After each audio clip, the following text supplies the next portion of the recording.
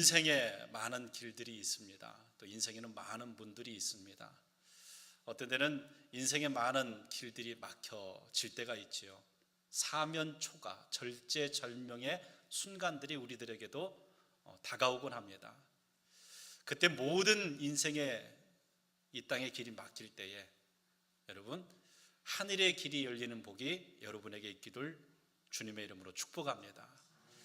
인생의 길이 막히고 인생의 문이 막힐 때 여러분, 하늘을 보시기 바랍니다. 하늘의 길이 열리는 사람, 하늘의 문이 열리는 사람은 복받은 사람입니다. 여러분, 반면에 인생의 길들은 열려 있는데 하늘의 길과 하늘의 문이 막혀 있다면 그 인생은 실패한 인생일 것입니다. 저와 여러분의 인생 가운데 복 중의 복인 하늘이 열리는 복을 누릴 수 있기를 주님의 이름으로 축복합니다. 하늘이 열린다는 건 복 중의 복입니다. 신명기 28장 12절에 13절 말씀 이렇게 되어 있습니다. 여호와께서 너를 위하여 하늘의 아름다운 보고를 여시사 내 땅에 때를 따라 비를 내리시고 내 손으로 하는 모든 일에 복을 주시리니 내가 많은 민족에게 꾸어줄지라도 너는 꾸지 아니할 것이요 여호와께서 너를 머리가 되고 꼬리가 되지 않게 하시며 위에만 있고 아래에 있지 않게 하시리니.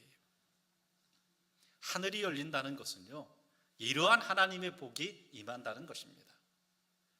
또 하늘이 열린다는 것은 말라기 3장 10절 말씀에 내가 하늘 문을 열고 너희에게 복을 쌓을 곳이 없도록 붙지 아니하나 보라. 하늘이 열리는 자에게는 하나님의 복이 임합니다. 하늘이 열린다. 그 열린 하늘을 통해 하나님 무엇을 하십니까? 에스겔서 1장 1절에서 3절 말씀에 보면 열린 하늘을 통해서 하나님은 하나님의 말씀을 주십니다. 하나님의 말씀을 받는 것이 복입니다. 30째 해 넷째 달 초 닷새에 내가 그발 강가에 사로잡힌 자 중에 있을 때에 하늘이 열리며 하나님의 모습이 내게 보이니 여호야긴 왕이 사로잡힌 지 5년 그달 초 닷새라. 갈대아 땅 그발 강가에서 여호와의 말씀이 부시의 아들 제사장 나 에스겔에게 특별히 임하고 여호와의 권능이 내 위에 있으리라. 하나님의 말씀이 우리에게 오는 것이 복입니다. 하나님은 하나님 백성에게 하나님 말씀을 주시기 때문입니다. 하늘이 열린 자에게 하나님 말씀이 임합니다. 하늘이 열린 자에게 하나님은 하나님의 비밀을 알게 하십니다. 계시록 4장 1절에 이 일 후에 내가 보니 하늘에 열린 문이 있는데 내가 들은 바 처음에 내게 말하던 나팔 소리 같은 그 음성이 이르되 이리로 올라오라. 이후에 내가 마땅히 일어날 일들을 내가 내게 보이리라 하시더라. 하나님의 비밀한 계시, 구원의 계시, 영생의 계시, 이 계시가 하늘이 열린 사람에게 주어지는 것입니다. 하늘이 열린다는 것은 하나님의 행동하신다라는 것입니다. 이사야 6장 64장 1절입니다. 원하건대 주는 하늘을 가르고 강림하시고 주 앞에서 산들이 진동하기를 불이 섭을 사르며 불이 물을 끊임같게 하사 주의 원수들이 주의 이름을 알게 하시며 이방 나라들로 주 앞에서 떨게 하옵소서. 할렐루야. 여러분, 하나님이 우리를 위하여 행동하시게 되면 그 자가 복받은 자입니다. 하나님의 비밀, 구원과 영생을 깨닫게 되면 그것이 복받은 것입니다. 하나님의 말씀이 내 안에 끊임없이 넘쳐나면 그게 복받은 인생인 줄 믿습니다. 그러므로 우리 인생에서 세상 문은 닫힐지 몰라도 하늘의 문이 열리는 복, 하늘의 길이 열리는 복을 누리셔야만 됩니다. 오늘 예수님께서 세례를 받으시는 장면입니다. 하나님의 아들이신 예수님께서 자기를 비워서 이 땅에 오셔서 우리 인간과 똑같이 되시고 그리고 공생애를 시작하시면서 죄인들이 받아야 하는 세례를 받으셨습니다. 여러분, 세례라는 것은 죄 씻음입니다. 예수님께서 죄인들이 받는 세례를 받으시고 기도하실 때에 하늘이 열리더라. 그리고 성령이 비둘기같이 임하시고, 참 근사한 장면이에요. 하나님의 음성이 들리는 거예요. 이는 내 사랑하는 아들이요 내 기뻐하는 자라. 삼위일체의 하나님이 한 자리에 함께 역사하시는 은혜가 그 자리에 있습니다. 하나님의 아들 예수 그리스도께서 계시죠. 성령이 비둘기같이 임하시죠. 하나님의 음성이 들려지잖아요. 여러분, 신구약을 통해서 이렇게 기가 막힌 장면이 없어요. 예수님의 세례 가운데, 예수님의 기도 가운데 하늘이 열렸습니다. 오늘 이 예배 가운데 나는 죽고 예수가 삶으로 우리에게도 하늘이 열리는 은혜와 축복이 있기를 주님의 이름으로 축복합니다.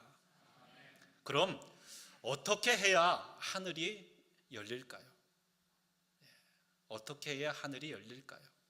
어떤 사람에게 하늘이 열릴까요? 첫 번째, 겸손한 사람에게 하늘이 열립니다. 오늘 본문 21절에 백성이 다 세례를 받을새 예수도 세례를 받으시고 기도하실 때에 하늘이 열렸다. 예수님께서 세례를 받으실 때에 하늘이 열렸습니다. 앞서 말씀드렸지만 세례는 죄인이 받는 겁니다. 내가 죄인입니다. 내 죄가 씻겨져야 할 필요가 있습니다. 근데 예수님은 죄가 있습니까? 없습니까? 없으신 분이에요. 죄가 없으신 분이니까 세례라는 것이 필요가 없으세요. 원래는 하늘 보좌에 계셔야 할 분, 아무 죄가 없으신 분, 하나님과 하나이신 분이에요. 그런데 그분께서 자기를 낮추시고 이 땅 가운데 오시고 죄인의 자리까지 자기를 낮추셔서 받으신 것이 세례입니다. 우리와 자신을 동일시 하셔서 대속의 모습으로 세례를 받으시는 거예요. 예수님께서 그렇게 자기를 낮추시는 자리에 계실 때 하늘이 열렸습니다. 여러분, 겸손한 자에게 하늘이 열립니다. 교만한 자에게는 하늘이 열리지 않습니다. 겸손하여 내가 죄인입니다, 내가 병든 자입니다, 나에게 예수님 꼭 필요합니다라고 엎드리는 자에게 하늘이 열립니다. 나는 의롭습니다, 내가 한 걸 보십시오. 바리새인들이 두 팔을 벌리고 자기의 의를 드러낼 때 하늘문은 닫힙니다. 그러나 언제나 하나님, 나는 죄인입니다, 나는 부족합니다, 그렇게 자신을 낮추는 자, 예수님처럼 자기를 낮추는 그 사람에게 하늘문이 열리는 복이 임할 줄 믿으시기 바랍니다. 두 번째, 오늘 말씀에 보면 세례를 받으시고 무엇할 때 하늘문이 열립니까? 기도하실 때 하늘문이 열렸습니다. 여러분, 기도하는 자에게 하늘문이 열립니다. 여러분, 하늘문이 열리면 세상문도 열리는 줄 믿으시기 바랍니다. 그러므로 기도하십시오.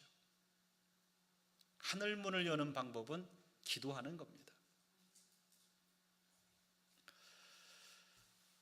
우리가 잘 아는 열왕기상 18장 말씀에 보면 갈멜산 전투가 있죠.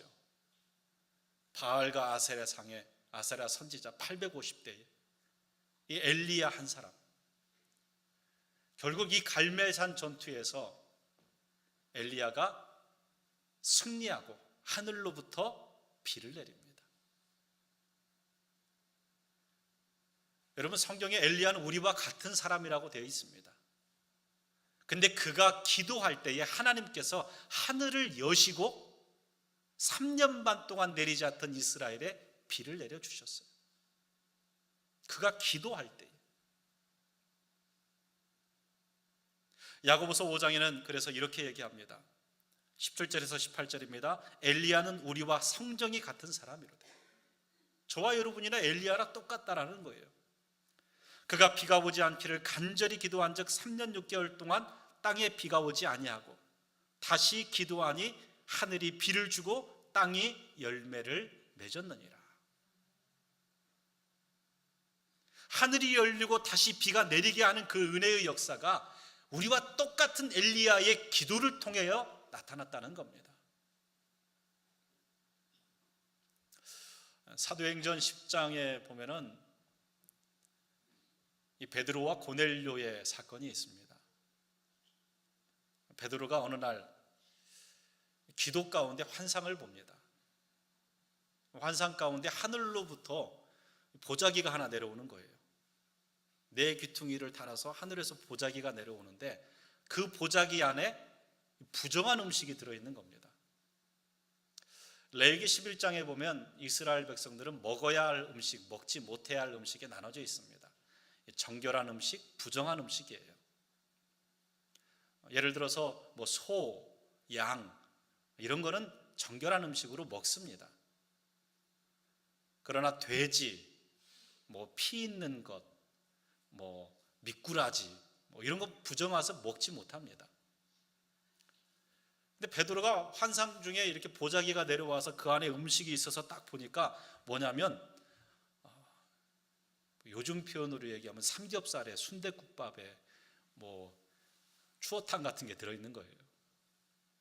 근데 하나님 말씀하시는 겁니다. 받아 먹어라. 받아 먹어라. 베드로가 얘기했죠. 하나님, 제가 유대인으로 얼마나 정결하게 저를 지키고 살려고 노력하는데요, 이 부정한 것 제가 못 먹습니다. 하나님이 얘기하십니다. 내가 깨끗게 한 것을 네가 왜 속되다고 하느냐.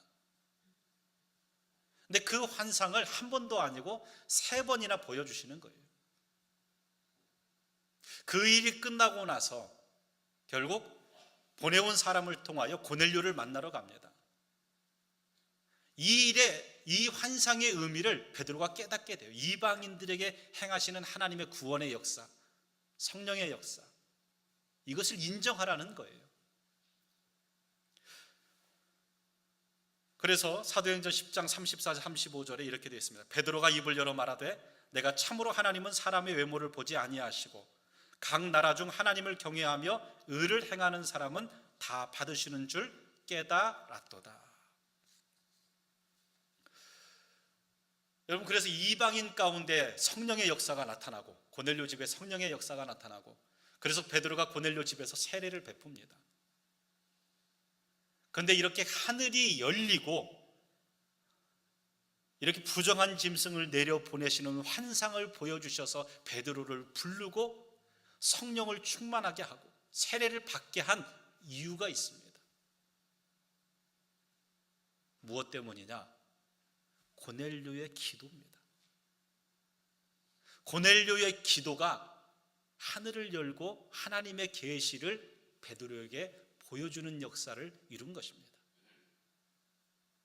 사도행전 10장 30절에서 32절입니다. 고넬료가 이르되 내가 나흘 전 이맘때까지 내 집에 제9시 기도를 하는데 갑자기 한 사람이 빛난 옷을 입고 내 앞에 서서 말하되 고넬료야, 하나님이 내 기도를 들으시고 내 구제를 기억하셨으니 사람을 요바에 보내어 베드로라 하는 시몬을 청하라. 그가 바닷가 무드장이 시몬의 집에 유숙하느니라 하시기로.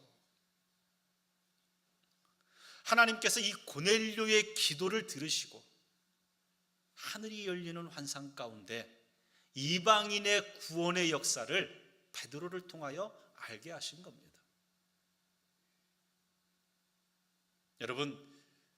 여러분의 인생에 막혀진 것이 있습니까? 기도하시기 바랍니다. 아버지 하나님, 사면 초가입니다. 내 힘으로 어떻게 할 수 없는 일들입니다. 오직 의지할 것 하나님밖에 없습니다. 하늘을 열어 주옵소서. 여러분이 전심으로 기도하면 여러분 삶 가운데서도 하늘이 열리는 은혜가 있을 줄 믿습니다. 3번째, 복음을 위하여 희생하는 자에게 하늘 문이 열립니다. 희생과 헌신, 충성하는 자를 하나님께서 기억하시고 하늘 문을 열어주세요. 사도행전 7장에 보면 스데반 집사님의 순교의 사건이 나옵니다. 스데반 집사님이 은혜와 권능에 충만하고 또 큰 기사와 표적을 민간에 행했습니다. 예수 그리스도의 이름으로 큰 기사와 권능을 행하니까 여러분, 제사장들과 바리새인들이 그냥 뒀겠습니까? 예, 그를 공회로 붙잡아 왔습니다. 이 공회가 어떤 자리입니까? 예수님을 십자가에 못 박도록 결의한 자리입니다. 결국 스데반 집사님 자기 죽음을 직감합니다. 그럼에도 불구하고 그 얼굴이 천사와 같이 됩니다. 천사와 같은 얼굴을 하고 자기를 향하여 돌을 들고 있는, 죽이려고 달라드는 저들을 향하여 스데반 집사님이 이스라엘의 역사를 근거로 예수 그리스도의 복음을 전해요. 당당하게 전합니다. 그가 복음을 다 전하자 저들이 돌을 들어 치려고 할 때 스데반 집사님이 하늘을 우러러봅니다. 사도행전 7장 55절에서 56절 말씀에 보면 스데반이 성령 충만하여, 참 감사하죠. 자기를 죽이려고 이를 갈고 돌을 들고 달려오는 저들 가운데서도 스데반 집사님은 성령 충만하여 하늘을 우러러 주목하여 하나님의 영광과 및 예수께서 하나님 우편에 서신 것을 보고 말하되, 보라, 하늘이 열리고 인자가 하나님 우편에 서신 것을 보노라 한대. 복음을 위하여 순교하는 스데반 집사님에게 이 땅에 있지만 그 눈을 통하여 하늘 문을 열으시고 하나님의 영광을 보여주셨어요. 여러분, 아주 기가 막힌 표현입니다. 보통 성경에서는 예수님이 보좌에 앉으신 걸 표시하는데요, 여기 말씀에 보면 예수님이 하나님 보좌 우편에 서 계십니다. 예수 그리스도를 위하여, 복음을 위하여 순교하는 그 스데반 집사님을 보고 예수님이 앉아 있을 수가 없었어요. 스데반아 하고 일어나신 거예요. 그 일어나신 모습을 하늘문을 열고 보여주시는 겁니다. 주의 영광을 위하여 희생하는 모든 사람을 우리 주님 외면하지 않으십니다. 우리 인생이 끝나는 그 마지막 순간에 하늘문을 열어 우리에게 하늘의 영광을 보여주실 것입니다. 여러분, 그러므로 우리가 스데반 집사님처럼 돌에 맞아 순교하진 않지만 날마다 옛사람 된 내 자신을 죽이며 주님이 원하시는 충성된 삶을 사시기를 바랍니다. 그래서 이 땅의 삶이 끝나는 그 순간에 스데반 집사님처럼 하늘문이 열리고 예수님이 벌떡 일어나는 은혜가 저와 여러분에게도 있기를 바랍니다. 마지막으로 여러분, 주님을 위하여 봉헌하는 자들에게 하늘문을 열어주십니다. 말라기 3장 10절 말씀입니다. 만군의 여호와가 이르노라, 너희의 온전한 11조를 창고에 들여 나의 집에 양식이 있게 하고 그곳으로 나를 시험하여 내가 하늘문을 열고 너희에게 복을 쌓을 곳이 없도록 붙지 아니하나 보라. 오죽하셨으면 하나님께서 야, 좀 나 좀 시험 좀 해봐라 라고 말씀하셨겠습니까? 여러분, 복 중의 복은 무엇일까요? 제가 항상 얘기 드리지만 가장 큰 복은 예수님 잘 믿는 것인 줄 믿으시기 바랍니다. 우리의 복의 기준이 소유에 있습니다. 소유가 많다고 복 받은 것일까요? 아닙니다. 물질을 잘 다스리는 사람은 훌륭한 사람이죠. 그 물질의 복을 누리는 사람입니다.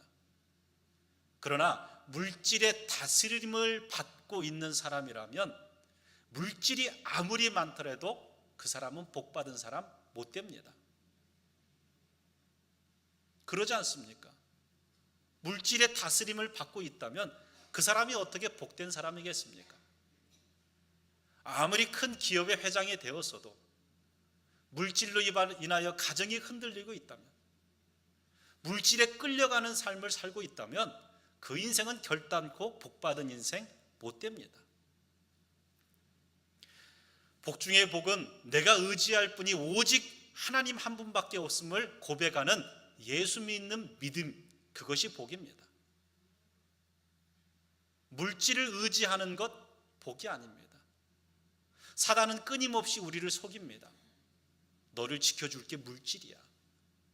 너 이거 없으면 못 살아. 그러면서 물질이 우리를 다스리게 합니다. 여러분, 물질이 없으면 힘듭니다. 압니다. 어렵습니다. 작지만 저도 경험해봤습니다. 그러나 그렇다고 해서 물질의 다스림을 받아서는 안 됩니다. 그 상황 속에서도 물질을 다스릴 수 있는 믿음의 사람 될 수 있도록 기도해야 됩니다. 내 마음을 지켜달라고 기도해야 됩니다. 내가 물질에 다스림 받는 사람 아닙니다. 이 물질 다 하나님 것인데 내게 맡겨주신 건 내가 관리하는 사람입니다 라는 신앙의 고백이 뭐냐면 10의 1조입니다. 하나님, 이거 하나님 저한테 맡겨주신 겁니다. 이거 제가 관리하는 겁니다. 제가 물질의 종, 물질의 노예 되지 않을 겁니다. 좋은 관리자가 될 겁니다. 저는 이렇게 고백합니다 라는 고백으로 드리는 것이 10의 1조예요.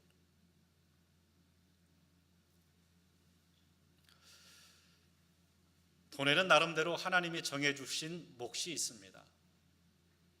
첫 번째는 하나님 몫이 있습니다. 원래 다 하나님 거지만요, 하나님께서 우리에게 맡기시면서 하나님 몫을 정하셨어요.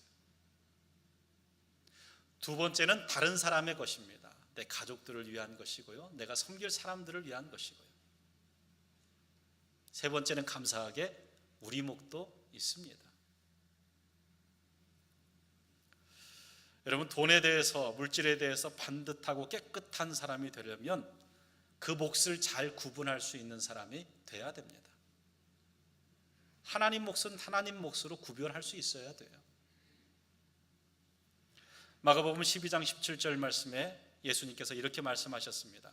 이에 예수께서 이르시되 가이사의 것은 가이사에게, 하나님의 것은 하나님께 바치라 하시니. 간단합니다. 하나님께서 정하신 목, 하나님 것은 하나님께 바치는 것입니다.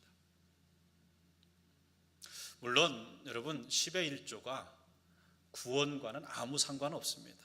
그거 안 드려도 구원 받는데 전혀 지장 없습니다. 10의 1조가 어떤 징계의 문제도 아닙니다. 그러나 하나님 몫을 요구하실 때 하나님께 드릴 수 있는 믿음과 신앙의 자세가 우리에게 있어야 합니다.